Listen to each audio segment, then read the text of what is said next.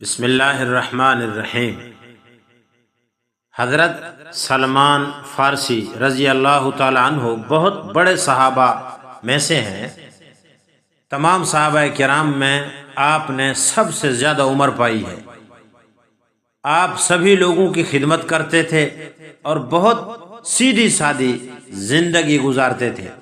حضرت عمر رضی اللہ تعالی عنہ نے اپنی حکومت کے زمانے میں ان کو شہر مدائن کا گورنر بنا دیا، لیکن حضرت سلمان فارسی رضی اللہ تعالی عنہ کی سادگی کی وجہ سے نئے لوگ انہیں دیکھ کر سمجھ ہی نہیں پاتے تھے کہ یہ شہر مدائن کے گورنر ہیں، بلکہ ان کو ایک عام آدمی سمجھ کر ان سے خدمت بھی لیا کرتے تھے، اتنے سادے تھے۔ اور حضرت سلمان فارسی رضی اللہ تعالی عنہ بھی گورنر ہونے کے باوجود بلا کسی شرم و عار کے ان کی خدمت کیا کرتے تھے۔ عجیب بات یہ ہے کہ ایک مرتبہ حضرت سلمان فارسی رضی اللہ تعالیٰ عنہ ایک عام آدمی کی طرح مدائن کی سڑک پر گھوم رہے تھے۔ ملک شام کا ایک تاجر اپنی تجارت کا سامان بیچنے کے لیے مدائن آ رہا تھا۔ اس تاجر نے حضرت سلمان فارسی رضی اللہ تعالیٰ عنہ کو دیکھ کر سمجھا کہ یہ کوئی مزدور ہے، اس لیے ان کو بلایا اور کہا میرا سامان اٹھا کر فلاں جگہ لے چلو۔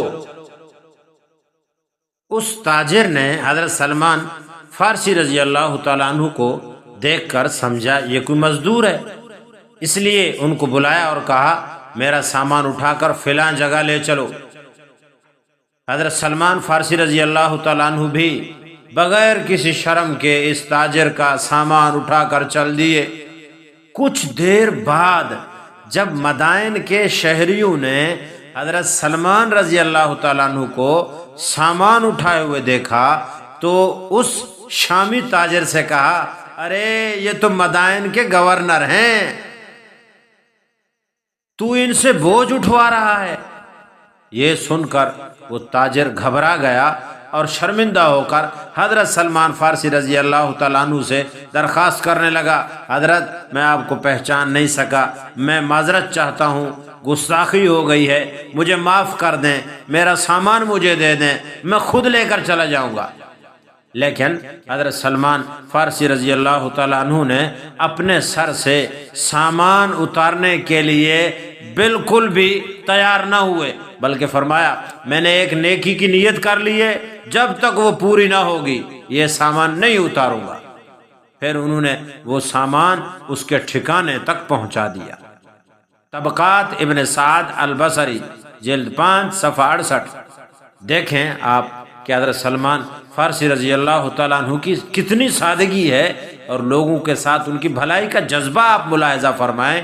اسی لیے ہمیں بھی سیدھی سادی زندگی گزارنی چاہیے، لوگوں کی خدمت کا جذبہ رکھنا چاہیے اور خدمت کرنی چاہیے اور نیک کاموں میں بڑھ چڑھ کر حصہ لینا چاہیے۔